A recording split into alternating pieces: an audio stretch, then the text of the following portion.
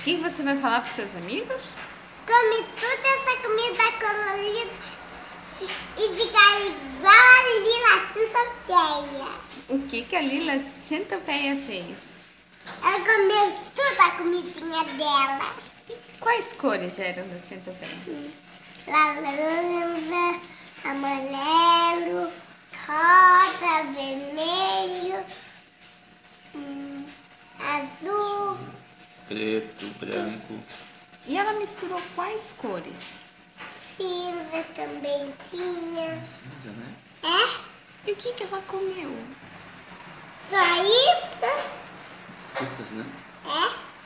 Só fruta. Frutas e verduras, né? Pai, por que a Lila só comeu frutas e verduras? Porque é saudável, é gostoso. Mas eu também comi frutinha com comida. E isso também é bem gostoso, né? Eu comi tudo. Muito bem. Agora eu vou tomar suco. Vai ter chapa, né? E esse suco é do quê?